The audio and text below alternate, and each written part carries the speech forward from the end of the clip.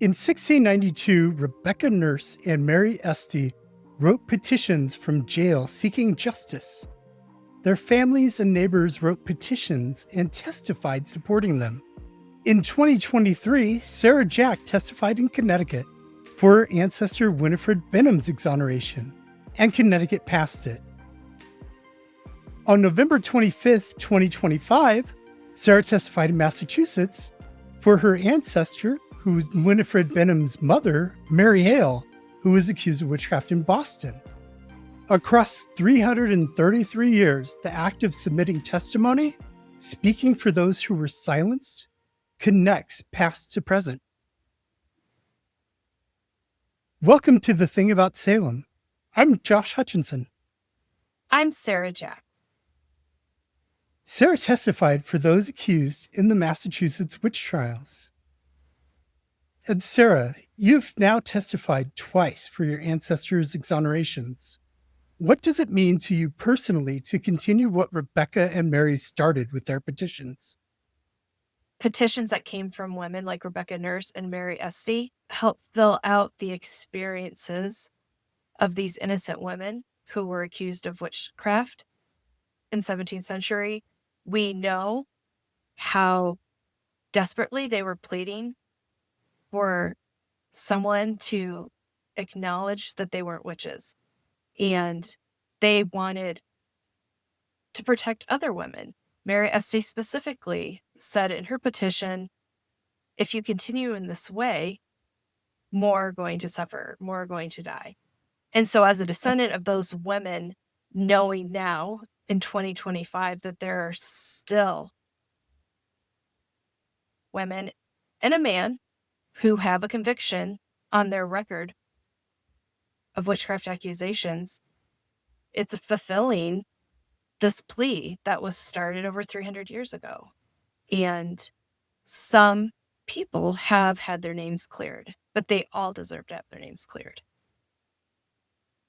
Yeah, speaking as a descendant of Mary Esty and other women and men who were accused of witchcraft in Salem and other witch trials, the Boston witch trials, I have relatives accused there as well.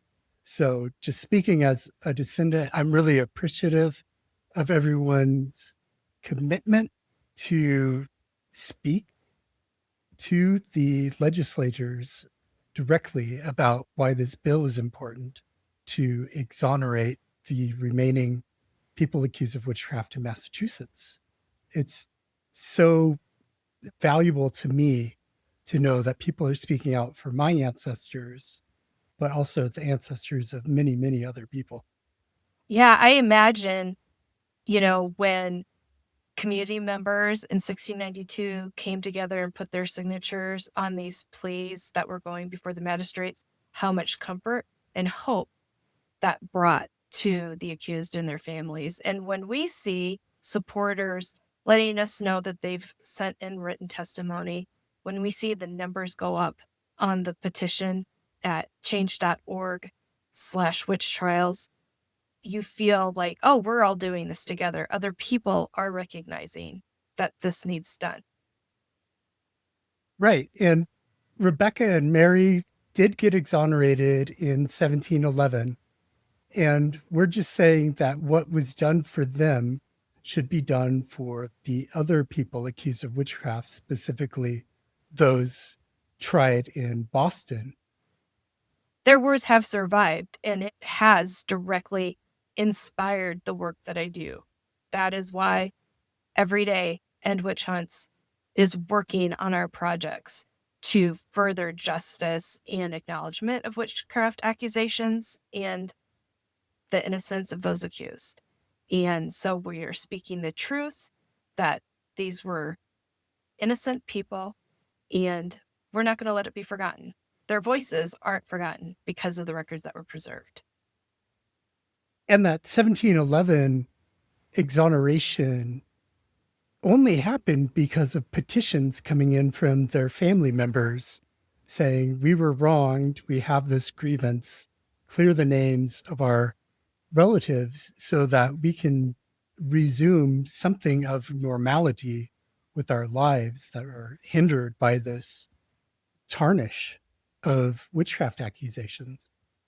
And we don't know if there is documentation of the Boston accused witches seeking to have their names cleared.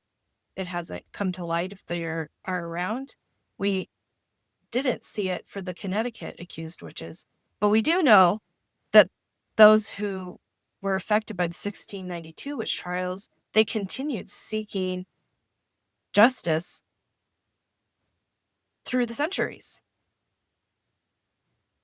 And we do know that people did testify and speak up on behalf of Eunice Cole and Elizabeth Morse. Their husbands submitted petitions on their behalf to get them better conditions because they had been jailed for witchcraft. Oh, yes. And I believe when we spoke with author Andrea Catalano, there was a woman who spoke up for Margaret Jones' innocence. Yes, Alice Stratton spoke up for her friend. She really was putting herself at risk by doing that. And all of these family members were putting themselves at risk of being accused of witchcraft themselves by speaking out on behalf of their family member and their neighbor and their friend. So submitting testimony is an act that spans the centuries, and it's for the same purpose and for the same hope of justice. So when you see descendants rallying together, community members asking our current legislators to take action on this, this isn't some wild attempt. It's picking up where others have also worked. Right. And Massachusetts has a history of exonerations for the Salem witch trials. We had those petitions in the 18th century that led to some justice. There was also a petition from 1945. A descendant of Anne Prudiator petitioned the Massachusetts General Court for her exoneration and kept petitioning for 12 years before a resolution was passed to clear her name and the names of several unnamed others. And then in 2001, the unnamed others were named. And that was also based on a petition of a college student to the general court to do that exoneration. And then 2022, the last of the Salem convicted was cleared. Elizabeth Johnson Jr. was cleared that summer 2022. And that was through a campaign of people testifying and people submitting letters and other forms of testimony about why she deserved to be exonerated as others had.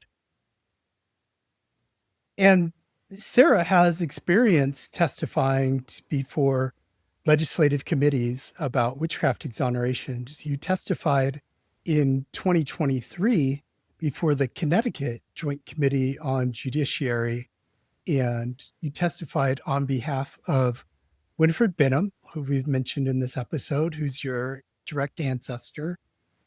And what was that experience like?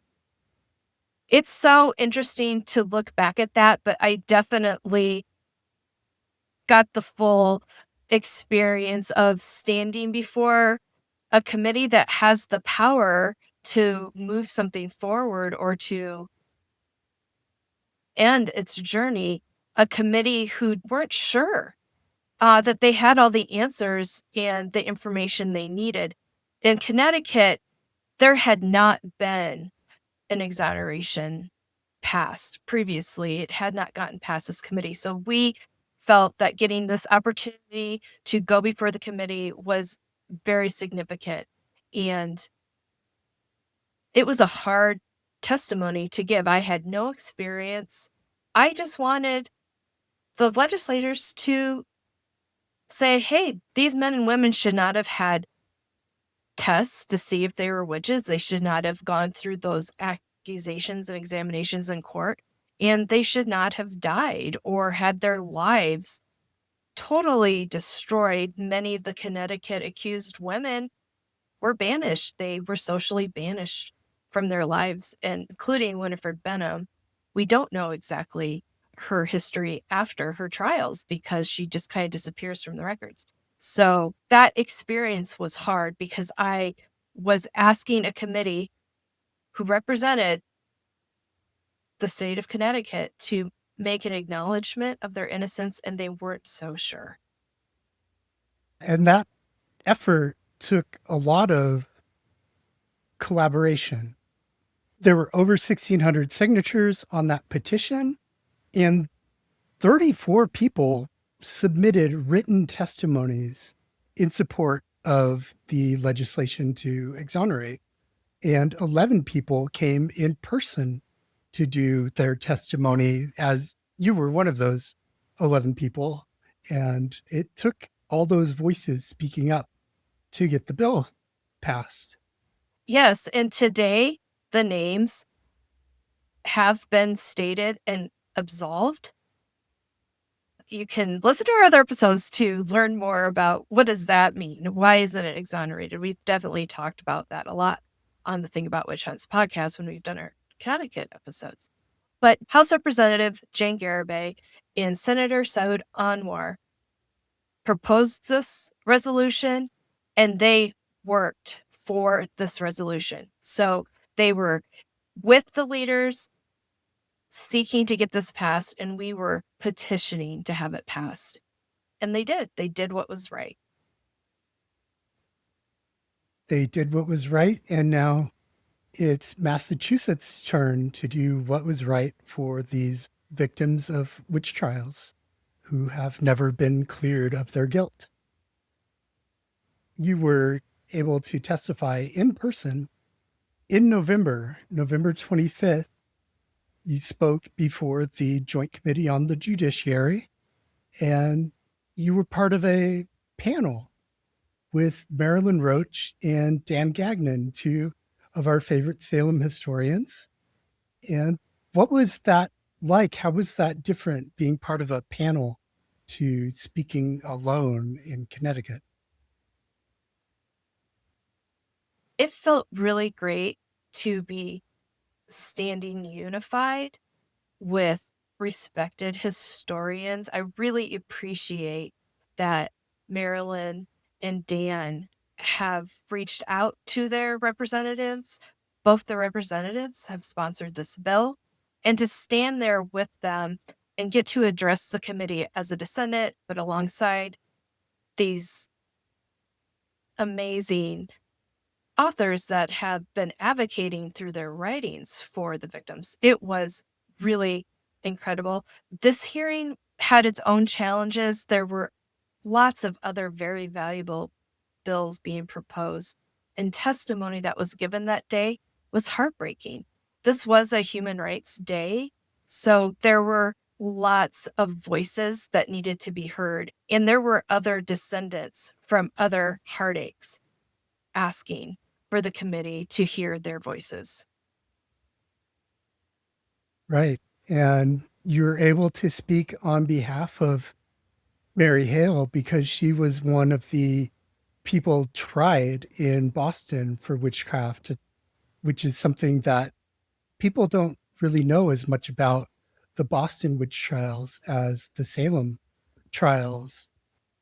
And this bill, H 1927, it exonerates 8 Boston victims who were convicted in the city of witchcraft, and it acknowledges hundreds more who were accused of witchcraft all across Massachusetts, who were jailed, who were scorned, who lost their reputation to accusations, and had a great deal of trouble just by the fact that they're accused of witchcraft. It's a life changing event. And so they're going to be acknowledged by this bill.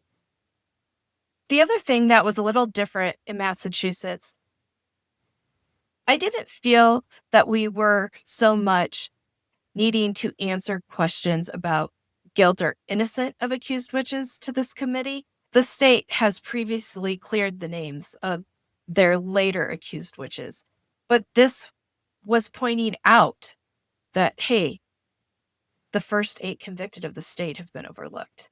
And I wanted to point out my bling. This is our Massachusetts Justice pin, and I wore one of these while I testified. So did the other testifiers. And when we were in Connecticut, this is the Connecticut pin. We wore this colored green, and we wore these pins to really give a united front. And these pins are available to buy. The link to our Zazzle shop is on our website, and you can buy one and show your support.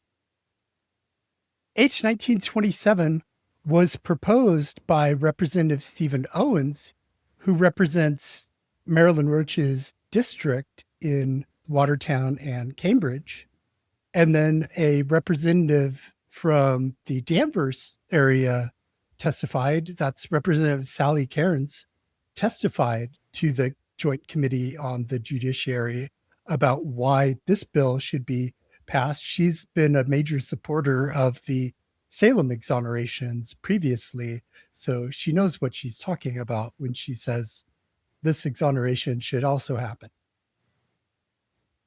And then also testifying with you were guests that we've had on our other podcast, The Thing About Witch Hunts, Antonio Stuckey and David Allen Lambert. They've both been guests on that show, along with Marilyn Roach and Dan Gagnon. And of course, you have been guests on this show and that show. And we had Leo Igwe, who did a virtual testimony as well, who has been a very important guest on the Witch Hunt podcast. Very important. So, yeah, this legislation, it's still up for debate in the committee. And you have a few more weeks that you can actually submit written testimony yourself of why you think the bill should pass. The committee is still accepting testimony for this bill until it makes a ruling towards the end of January. So you definitely have a couple weeks where you can write why you want the committee to clear the names of the Boston 8. And all you have to do is send it into the House through an email. It's Catherine, Katherine, .Tolley, Tolley, at mahouse.gov. Catherine.Tolley at mahouse.gov. Send in a letter of support. Thank you so much for supporting the bill, and thank you in advance for writing your wonderful testimony. If you would like to sign the petition, that is on change.org/witchtrials. Yes, please do that right now. You can learn more about the Boston victims at massachusettswitchtrials.org.